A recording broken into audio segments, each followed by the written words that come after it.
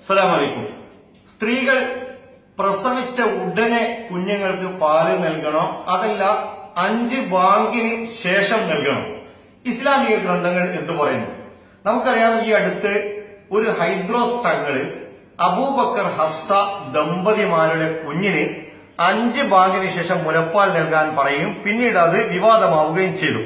എന്നാൽ ഇസ്ലാമിക ഗ്രന്ഥങ്ങൾ എന്ത് പറയുന്നു എന്ന് പരിശോധിക്കാം. നമ്മുടെ കേരളത്തിലെ സുന്നി വിഭാഗങ്ങൾ അവരൊരിക്കലും ഇങ്ങനെയുള്ള ഒരു വാദം ഉന്നയിക്കുന്നില്ല. അവരേറ്റവും അംഗീകരിക്കുന്ന, അവലംബമാക്കുന്ന ഫത്ഹുൽ മുഈൻ എന്ന ഗ്രന്ഥമാണിത്. ഇതിന്റെ പഠനം നിർവഹിച്ചിരിക്കുന്നത് കാന്തപുരം AP അബൂബക്കർ മുസ്ലിയാരാണ്. ഇതിന്റെ പഠനം എഴുതിയിരിക്കുന്നത്. ഇതിന്റെ 573 പേജിൽ പറയുന്നു, മുലയൂട്ടൽ എന്നാണ് ഈ അധ്യായത്തിന്റെ പേര്. പ്രസവിച്ചയുടൻ പുറപ്പെടുന്ന ലബ് അഥവാ രക്തത്തിന്റെ കലർപ്പുള്ള പാൽ കുട്ടിക്ക് നൽകൽ മാതാവിന് നിർബന്ധമാണ്. വളരെ കുറഞ്ഞ സമയം മാത്രമാണ് അതുണ്ടാവുക. അപ്പോൾ ഫത്ഹുൽ മുഈനിൽ പറയുന്നത് പ്രസവിച്ച ഉടനെ കുറഞ്ഞ സമയത്തുള്ള രക്തം കലർന്ന പാൽ നൽകൽ നിർബന്ധമാണ് മാതാവിന് എന്നാണ് ഫത്ഹുൽ മുഈനിൽ പറയുന്നത്. ഇത് ശാഫിഈ മദ്ഹബിലെ പ്രസിദ്ധമായ 5 ഗ്രന്ഥങ്ങൾ നാം നോക്കിയാൽ അതിൽ ഒരു ഗ്രന്ഥം ഈ കിതാബായിരിക്കും, അൽ ബയാൻ. ഇത് 11ാം വോള്യമാണ്. ഇതിൽ കിതാബുർ റളാഇ എന്ന് പറയുന്ന ഒരു ഗ്രന്ഥം തന്നെയുണ്ട്. മുലയൂട്ടൽ എന്നാണ് ഇതിന്റെ പേര്. ഇതിന്റെ 133 പേജിൽ സൈമരി എന്ന് പറയുന്ന ഒരു പണ്ഡിതനെ, ഹിജ്റ 387 മരിച്ച പണ്ഡിതനെ ഉദ്ധരിച്ച് പറയുന്നു, വഇബ്തിദാഉൽ ഹൗലൈനി ഇന്ദ ഖുറൂജി ബഅദിൽ വലദി ലാ ഇന്ദ ഖുറൂജി ജമീഇ.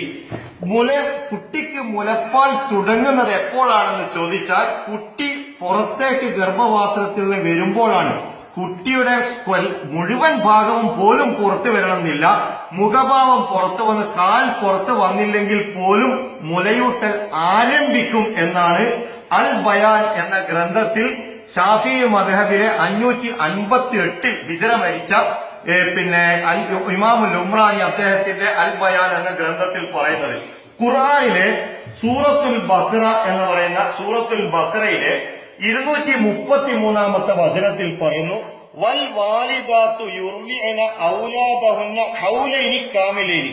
മാതാക്കൾ അവരുടെ മക്കൾക്ക് 2 വർഷം പൂർണ്ണമായും പാല് കൊടുക്കണം എന്നാണ് ഖുർആൻ പറയുന്നത്.